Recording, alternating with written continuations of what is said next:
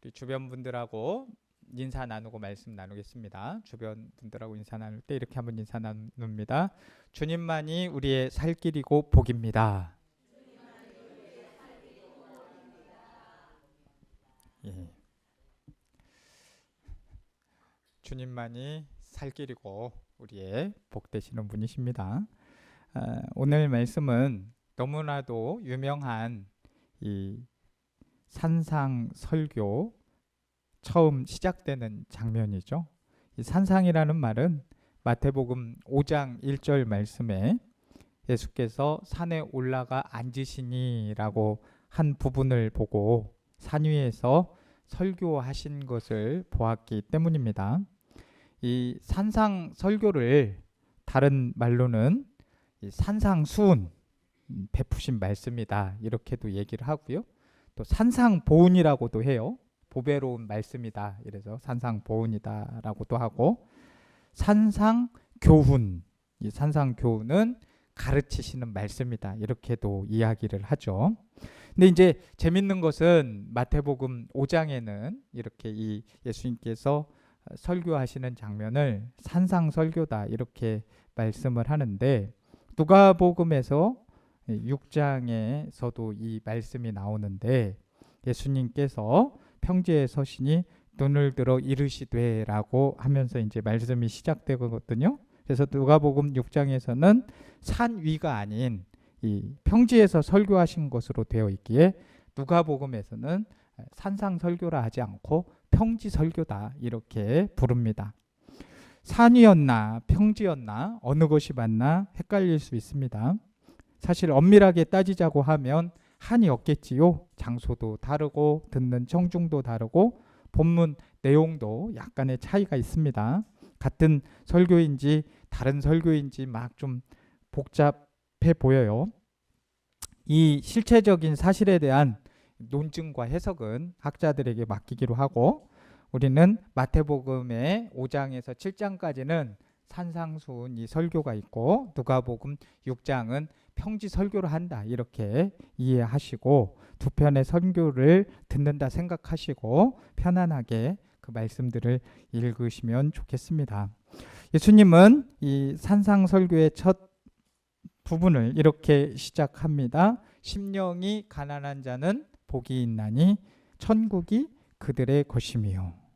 참 우리가 팔복을 암송하는 것은 참 좋아요. 그래서 팔복의 첫 글자를 이 앞에 자를 외우시면 편합니다. 시메오느 극마화의 이렇게 앞자를 외우시면 뭐 이렇게 어렵지 않기 때문에 그렇게 외워 두시면 좋을 것 같아요. 이 구약 성경에서 하나님은 인간에게 큰 틀에서 세 가지를 주시는 분이세요. 첫 번째는 생육하고 번성하고 충만하고 정복해라 이렇게 복을 주시고요. 둘째는 언약을 주십니다. 약속을 주시죠. 또 셋째는 순종의 복과 불순종의 저주를 주시는 분이십니다. 이 세 가지를 다시 하나로 묶어보자면 하나님께서는 인간에게 복을 주시려고 하시는 분이다. 이것을 우리가 확실하게 알 수 있습니다. 하나님께서 인간에게 주시는 복은 무엇이고 그 복의 실체가 무엇입니까? 우리가 살아가면서 복 많이 받으세요 그러면 싫어요 좋아요? 좋지요.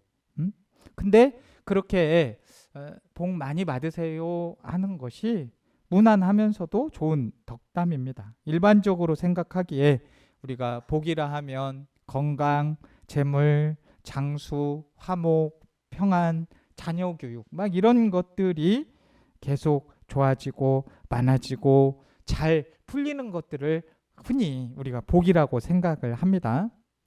틀린 말이 아니죠. 이런 것들이 다 하나님으로부터 오는 일반적인 은총이고 이 복된 선물, 은혜의 내용인 것은 맞습니다. 그런데 성경은 이러한 것들은 복을 누렸을 때 나타나는 현상이지 복의 실체라고 말씀하지는 않습니다. 모든 복은 어디에서부터 오기 때문에 그렇습니까? 하나님으로부터 오기 때문에 그래요. 그래서 하나님을 흔히 뭐라고 합니까? 복의 근원이신 하나님. 그래서 만복의 근원이신 하나님이라고 말씀을 하는 것이에요. 그래서 복의 근원으로부터 시작된 복이 아니면 그것은 복이라 할 수 없는 겁니다. 이 성경에서 말하는 참된 복, 복의 실천은 이 복의 근원 대신 하나님께 가까이 나가는 거예요. 그래서 우리가 하나님과 항상 화목해야 돼요. 그런 관계가 돼야 됩니다. 그리고 이 복의 근원 되시는 하나님으로부터 우리가 그 하나님의 자녀이잖아요. 하나님의 백성이잖아요. 하나님의 자녀로서 하나님의 백성으로서 하나님께 인정을 받아야 됩니다. 또 복의 근원 되시는 하나님의 뜻, 그 말씀대로 따라서 삶에 순종하면서 살아가는 것. 이 세 가지가 복 중의 복이고 우리 인간이 누릴 수 있는 가장 참된 복이다 말씀드릴 수 있는 겁니다. 시편 73편 28절 말씀에는 하나님께 가까이 감이 내게 복이라 이렇게 말씀을 하시잖아요. 복의 근원이신 하나님과 사이가 멀어지거나 심하게 끊어져 버린 상태에서는 우리는 어떤 복도 누릴 수가 없는 겁니다. 복의 근원이신 하나님으로부터 시작되지 않는 것은 그것이 어떤 것이라고 할지라도 복이 될 수가 없는 거예요. 우리는 다 복 받고 살기를 원합니다. 여러분 모두가 복을 많이 받고 복을 풍성하게 누리면서 살아가기를 축복합니다. 그러면 우리가 구하고 받고 누려야 할 복이 무엇이겠습니까? 솔로몬 왕의 기도에서 해답을 찾을 수 있는데요. 기브온이라는 곳에서 솔로몬 왕이 1000번제를 드리자 하나님은 밤에 꿈에 나타나서 솔로몬에게 내가 내게 무엇을 줄꼬라고 하면서 너는 구하라 이렇게 말씀하시죠. 원하는 소원을 말하라고 이야기를 하십니다. 솔로몬이 대답하기를 뭐라고 했어요? 나의 하나님이여 나에게 무슨 마음을 달라고 그랬어요? 듣는 마음을 종에게 주사 주의 백성을 재판하여 선악을 분별하게 하옵소서 이렇게 구했단 말입니다. 솔로몬이 구한 듣는 마음은 뚜렷하고 분별할 수 있는 분명하게 분별할 수 있는 지혜를 구한 것입니다. 이것은 늘 하나님과 함께 하면서 하나님께서 주시는 능력을 공급받아서 자기 자신도 올바르게 살아가고 이스라엘 백성들을 하나님의 뜻에 맞게 다스리겠다는 굳은 의지를 나타낸 것입니다. 솔로몬은 복의 근원이신 하나님만을 구하는 것을 추저하지 않았어요. 하나님은 그 대답이 마음에 드셨죠. 그 대답이 기쁘셨습니다. 그래서 솔로몬에게 말씀하시기를 내가 자신을 위하여 장수하는 것, 부자가 되는 것, 원수를 멸하는 것이 아니라 오직 분별하는 지혜를 구하니 내게 전무후무한 지혜와 총명을 주고 구하지 않은 뭐와 뭣도 주겠다고요? 부귀와 영광도 주리라고 말씀하셨습니다. 이처럼 하나님만을 구했더니 놀라운 복이 내려졌습니다. 우리가 하나님께 복을 구할 때 무엇을 구해야 하는지 이 솔로몬의 기도를 통해서 답이 나왔습니다. 여러분들 기도하시면서 마음의 소원을 아르실 때 하나님께 가까이 나가시기를 바랍니다. 그리고 언제 어디서나 항상 하나님이 뜻하시는 것을 뚜렷하게 인식할 수 있기를 바랍니다. 그리고 모든 사람들의 언행 심사를 분별할 수 있는 하나님의 지혜를 구할 수 있기를 바랍니다. 그리하면 반드시 복의 근원으로부터 내려주시는 만복의 풍성함을 누리게 될 줄로 믿습니다. 우리 옥산교회 모든 성도들은 세상의 복을 구하지 않고 오직 복의 근원이신 하나님만을 구해서 솔로몬과 같이 하나님의 마음을 기쁘시게 해드리고 그로 인해서 범사에 형통한 복을 받으시고 누리면서 살아갈 수 있기를 주님의 이름으로 축복합니다. 구약의 이제 성경에 묘사된 하나님이 복 주시기를 기뻐하시는 분이시라면 이 신약 성경에서 복에 대한 묘사는 바로 오늘 본문 팔복이에요. 팔복. 예수님은 어떤 복을 우리에게 말씀하셨나요? 심령이 가난한 자는 복이 있나니 천국이 그들의 것임이요 라고 말씀하셨어요. 근데 이 말씀이 단 한 번에 좀 이해되기가 쉽지가 않습니다.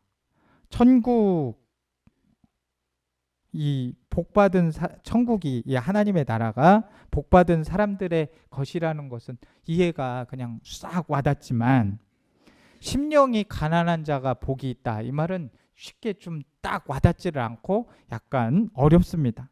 심령이 가난하다는 뜻이 무엇일까요?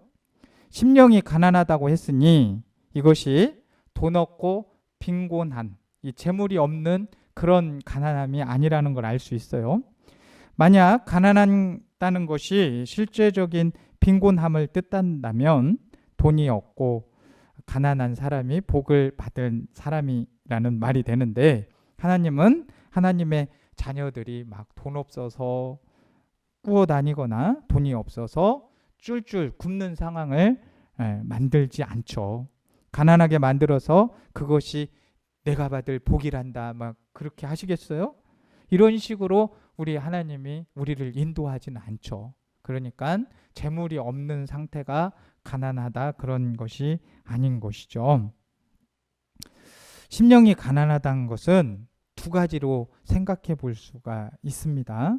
그 중에 한 가지에 대해서는 미국의 존 메가더 목사님이 계시는데 그 말을 좀 인용해서 제가 말씀을 드리겠습니다. 이 존 메가더 목사님은 당대의 성경 해석의 권위자이시고 이 복음주의 설교로 많은 개신교인들의 존경을 받았던 그런 목사님이십니다. 이 존 메가더 목사님은 이 자신의 저서인 팔복이라는 책에서 가난에 대해서 말을 하기를 구걸에서 하루하루를 겨우겨우 연명해 나가던 거지의 경우로 비유를 하고 있습니다. 그 거지가 이제는 동전 하나도 얻지 못해서 완전한 파산 상태에 이르는 것을 말합니다. 이로 인해서 사람에게는 더 이상 손길을 바라는 것이 끝나서 오직 하나님의 이름만을 부를 수밖에 없는 극단의 상황까지 오게 되었습니다. 그러니까 신의 도움 없이는 완전히 이제 파산 상태가 돼가지고 꼼짝없이 굶어 죽어야 되는 그런 상황이 된 거죠. 이 상태까지 온 것이 곧 심령이 가난한 상태라고 설명을 합니다. 존 메가더 목사님의 말씀대로라면 하나님께서 우리를 외면하신다면 그 거지는 금방이라도 굶어 죽는 것 외에는 다시 달리 살아날 길이 없습니다. 하나님이 살려주셔서 다시 사느냐, 외면하셔서 그냥 죽느냐, 이 둘 중에 하나밖에 없습니다. 그로 인해 그 거지가 살고자 하는 욕망 하나만을 부여잡고 전적으로 하나님께만 매달리게 되는 그때 그 사람을 복이 있는 사람이라고 말하는 것입니다. 하나님은 99.9%도 아니고 100%의 마음을 가지고 하나님을 전적으로 의지하는 사람이 복이 있다고 말씀을 하는 거예요. 거지는 육체적으로, 물리적으로는 굶어 죽기 일보 직전이었지만 그로 인해서 하나님만을 전적으로 의지하는 복 있는 사람으로 바뀌었습니다. 아마도 그는 곧바로 살아나게 될 것이고 긍휼과 배부름의 은혜가 임하게 될 것입니다. 심령이 가난한 자는 자신이 가진 육체의 한계를 빨리 인정을 하고 육체뿐만이 아니라 영혼까지도 소생시켜 주시는 하나님만을 죽기 살기로 놓치지 않고 붙잡는 것입니다. 이럴 때 하나님의 나라가 주어지는 복의 주인공이 되는 것이죠. 또 심령이 가난하다는 것의 두 번째 의미는 마음 깊은 곳에 숨어있는 이 쾌쾌 묵은 죄들을 깨끗게 하는 것입니다. 죄를 미워하시는 하나님의 진노를 두려워하여 빠르게 통회하고 자복하여 죄의 마음을 다 비워버리는 겁니다. 죄가 있는 곳에 하나님이 오시겠어요? 오시지 않습니다. 내 어두운 면을 속히 드러내고 청소를 해놔야, 비워놔야 그 빈 마음에 거룩하신 하나님께서 찾아오십니다. 이사야 선지자는 이사야 66장 2절 말씀에서 무릇 마음이 가난하고 심령에 통회하며 내 말을 듣고 떠나는 자, 그 사람은 내가 돌보려니와 라고 모든 민족을 심판하시려는 하나님의 말씀을 백성들에게 전해 주었습니다. 다윗은 밧세바와 동침한 후에 나단 선지자의 질책을 받고 시편 51편 7절 말씀에 하나님께서 구하시는 제사는 상한 심령이라. 하나님이여 상하고 통회하는 마음을 주께서 멸하시지 아니하시리다 라고 고백을 했습니다. 참회의 고백을 했죠. 또 사도 바울은 로마서 4장 7절과 8절에서 불법이 사함을 받고 죄가 가려짐을 받는 사람들은 복이 있고 주께서 그 죄를 인정하지 아니하실 사람은 복이 있다라고 말씀하셨습니다. 이런 성경 구절들은 이 각자의 심령에, 마음에 죄가 남아 있느냐 정리되느냐에 따라서 복이 있고 없고가 결정이 된다는 걸 가르쳐 줍니다.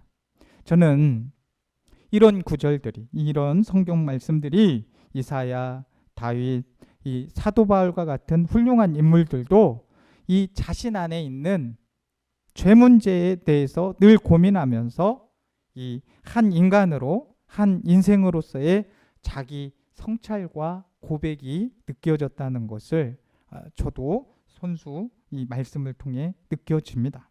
죄의 고백 없이, 죄의 용서함 받음 없이 마음이 청결하게 되지 않고서는 절대로 하나님께서 주시는 복을 받을 수 없는 것이죠. 죄가 남아 있으면 복은커녕 저주를 받게 됩니다. 이 심령이 가난하다는 것은 철저한 죄의 자복과 통회의 시간을 통해서 하나님의 용서하심을 구하는 것이 분명해야 된다는 겁니다. 내 자신이 하나님 앞에 얼마나 큰 죄인임을 절실하게 깨닫고 상하고 공고한 심령으로 예수님의 이름을 부르며 나아가는 사람이 진정으로 심령이 가난한 사람인 것입니다. 연예인들이나 아니면 유명인들이 어떤 불법이나 불의한 행동에 구설수에 오르게 되면 대중들에게 공개 사과를 하게 됩니다. 어떤 유명 가수가 구설수에 이제 올라가지고 사과문을 올렸습니다. 그때 댓글에 허공에 대고 말하는 것 같다라는 비난성 댓글이 무수히 참 많은 것을 봤습니다. 그러면서 그 사과문에 댓글들이 쭉 달려 있는데 제 눈에 쑥 들어오는 그 댓글이 하나가 있더라고요. 사과문을 올바르게 적는 방법이라고 하면서 댓글을 적어놨어요. 사과문에 들어가야 할 것은 나는 누구인가? 본인이 어디서 무슨 잘못을 어떻게 저질렀는가? 그래서 누구에게 피해를 끼쳤는가? 실제 상황과 다르게 알려진 사실이 있는가? 얼마나 반성하고 있는가? 앞으로 어떻게 이 일을 책임질 생각인가? 이런 것들이 사과문에는 들어가야 된다는 거예요. 근데 들어가지 말아야 할 것 뭐라고 써놨냐면 본의 아니게 오해다. 그럴 뜻은 아니었지만 앞으로는 신중하게 억울합니다. 하지만 저는 잘못한 것이 아닙니다. 이렇게 사과문을 쓰라고 했더니 자기 타당성을 얘기하는 거죠. 그럴 의도는 아니었지만 뭐 이런 것들, 이 댓글을 단 사람의 말처럼 이 들어가야 할 것, 들어가지 말아야 할 것을 잘 구분해서 그것을 쓴다면 누가 왜 어떻게 사과하는지가 분명하게 명확해지는 겁니다. 이런 글 보면 요즘 국민들의 수준이 정치인들의 인식보다 훨씬 낮다는 생각이 듭니다. 위에 사과문에 들어야 할 것의 내용들처럼 참회를 한 인물이, 성경의 인물이 바로 다윗이었죠. 다윗은 비록 밧세바를 범하고 그의 남편을 사지로 몰아넣는 엄청난 죄를 저질렀지만 그 참회는 즉각적이었고 처절했습니다. 다윗은 이렇게 참회했습니다. 나는 오직 주께만 죄를 저질렀고 주 앞에서 대놓고 죄를 저질렀음이 분명합니다. 나는 내가 빈틈없는 사람인 줄 알았으나 실제로 추악하고 음흉하고 포악한 자였습니다. 내 안에는 정직함이 없는데 제일 두려운 것은 하나님이 나를 모른다고 할까, 내 곁에서 떠나버리신다고 할까 두렵습니다. 내가 저지른 나의 죄악을 주께서 용서하여 주옵소서. 이런 식의 고백은 철저하게 자기를 부정하는 것에서 비롯된 진실된 통해라고 할 수가 있는 것입니다. 하나님 앞에서 죄의 고백은 이러해야 됩니다. 죄의 고백은 내 마음이 시원해지고자 하는 것이 아니라 하나님이 보시기에 용서를 해주실 만큼 진실함이 담겨져 있어야 합니다. 하나님께서는 흠이 없는 사람을 찾으시는 것이 아닙니다. 흠이 있고 자꾸 걸려 넘어지더라도 속히 회개하고 돌이키는 자를 찾고 계십니다. 진실된 자백과 용서를 구하면 죄의 용서함을 받게 되고 마음이 깨끗하게 되어서 청소가 되고 심령이 가난한 자의 마음 상태로 회복될 수 있습니다. 빨리 회개하고 또 많이 회개하고 자주 회개하고 진실로 회개해서 하나님으로부터 심령이 가난한 자다 이렇게 인정을 받아야 됩니다. 그때 다시 천국 백성의 지위를 회복하게 되고요. 하늘에서 내리는 풍성한 복을 받게 됩니다. 그런데 오늘 말씀을 듣고 우리는 깨달았습니다. 건강하게 해주세요. 돈 많이 벌게 해주세요. 어디에 합격하게 해주세요. 자녀들 공부 잘하게 해주세요. 가정 화목하게 해주세요. 이런 복을 구하는 것이 우선이 아니라는 것이죠. 잘못된 것이 아니라 우선순위가 아니라는 것이죠. 어떤 것을 구해야 합니까? 하나님, 제가 오직 하나님 한 분만을 구합니다. 하나님께 가까이 나아가게 해주세요. 하나님의 말씀이 톡톡하게 음성으로 들려지게 해주세요. 하나님을 항상 인식해서 하나님을 두려워할 수 있게 해주세요. 하나님의 뜻으로 세상과 사람들을 분별할 수 있게 해주세요. 이것이 제가 구하는 유일한 소원입니다. 이렇게 간절하게 기도 드리시면 하나님의 마음을 기쁘게 해드릴 수 있습니다. 하나님께서 기뻐하시는 기도가 되면 하나님은 우리가 구하지 않은 것까지 응답하셔서 풍성한 복을 누리도록 역사하실 것입니다. 또한 오늘 예수님의 말씀처럼 이 심령이 가난해져야 복의 주인공이 되는 겁니다. 심령이 가난해지기 위해서 어떻게 구해야 됩니까? 하나님, 제 눈에 하나님이 안 보여서, 제 마음에 하나님이 안 느껴져서, 제 언행에 하나님이 동행하고 계심을 인식하지 못하고 있어서 너무나도 불안합니다. 자꾸 죄가 쌓여갑니다. 하나님 앞에 저의 죄를 진심으로 통회하고 자복합니다. 제 심령이 100% 가난한 자 되도록 회개의 은혜를 내려주십시오. 이렇게 기도할 때 용서해 하시고 복 주시고 천국으로 인도하시는 역사가 일어나게 될 줄로 믿습니다. 하나님을 전적으로 의지하는 사람, 그리고 하나님 앞에 진실로 회개하고 돌이키는 자가 심령이 가난한 자가 되어 복받고 천국 백성이 된다는 것을 오늘 말씀을 통해 들었습니다. 예수님은 우리 모두가 이렇게 되기를 원하시고 또 그렇게 될 수 있도록 우리를 이끌어 주십니다. 옥산교회 모든 성도는 심령이 가난한 자는 복이 있나니 천국이 그들의 것임이요. 이 말씀이 마음에 새겨져서 큰 선물로 받아들이시고 100% 하나님께 구하는 기도, 100% 회개하고 용서받는 기도에 늘 열심을 내셔서 심령이 가난한 자로 살아가시고 하늘에서 내려주시는 만복의 복을 누리며 살아가시기를, 그런 복의 주인공들이 다 되시기를 주님의 이름으로 축복합니다. 하나님 아버지, 심령이 가난한 자가 복이 있다 말씀하여 주시고 저희들에게 천국을 경험하는 복의 주인공들이 되도록 인도하여 주시니 감사를 드립니다. 저희들이 오직 하나님만 의지합니다. 진심으로 회개하고 돌이킵니다. 저희들의 간구에 응답하여 주셔서 복을 누리며 살아가는 믿음의 자녀, 소망의 자녀들이 되게 하여 주옵소서. 복된 말씀으로 우리를 깨워주시는 우리 주 예수 그리스도의 이름으로 기도드리옵나이다. 아멘.